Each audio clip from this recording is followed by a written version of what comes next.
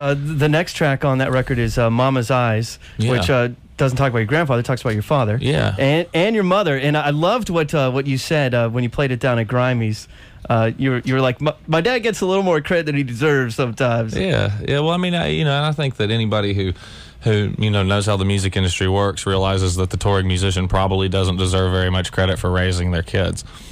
And it's generally mama or whoever's left at home that takes care of all that stuff, and I just thought that the record should be set straight. I think it's a well done song, and I just love how it's like it's so easy to visualize the stories that happen in your songs, like the title track "Midnight at the Movies." Like I can just see you sitting there in the movie theater. It's well. I like to use simple imagery and bold imagery to make sure that I get the point across. Well, we've got Justin Townes Earle. He's here in our studios, and as we were just talking about, his dad is Steve Earle. And I saw that your dad is actually doing a Townes Van Zandt tribute. Yeah, he record, sure is. Which is pretty cool. And your tribute to Townes.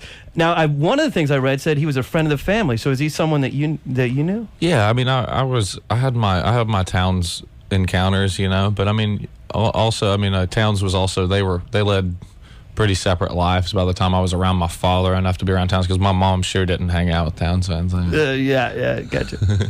Well, let's do some more tunes. What you want to do? All right, well, let's play Mama's Eyes then. All right, this is a great song. It's track 4 on Justin Townes Earle's new release, "Midnight at the Movies" on Lightning 100.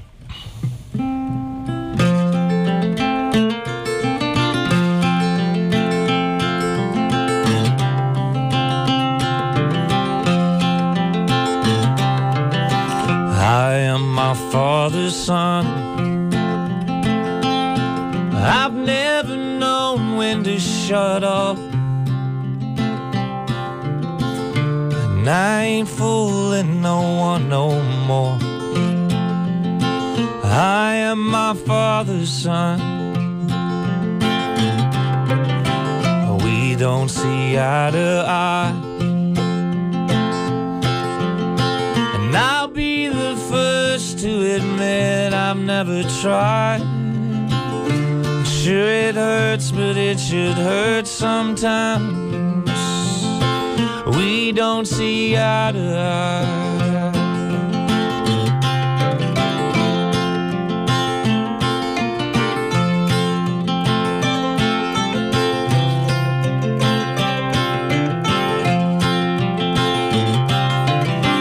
I was a young man when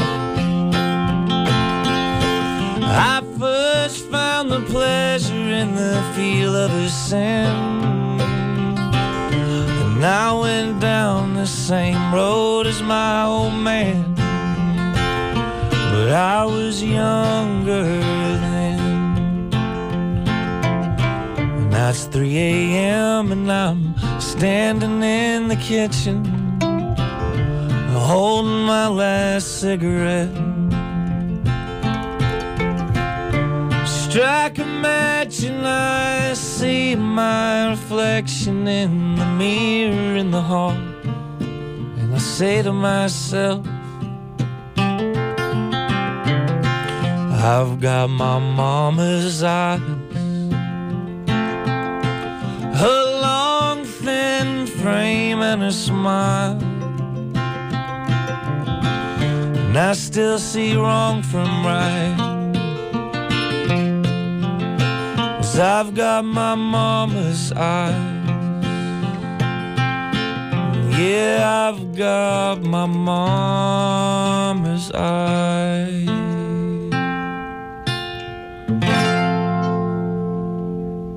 Lightning 100, Justin Townes Earle live in our studios here, and Mama's Eyes from his new release, Midnight at the Movies. It's out now on Bloodshot Records. He was at the Basement last night. He's out there tonight and tomorrow night. And tomorrow night. It's the hometown shows here. Yeah. Well, it's so awesome to have you here in the studios. One of the things that struck me after going down to Grimey's, and I remember you actually played our On Tap down at the Three Crow back in the day. Yeah. Made it out to that as well.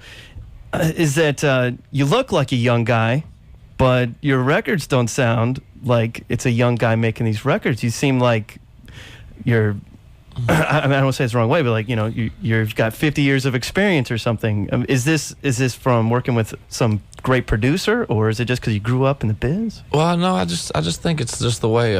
I mean, I never had much.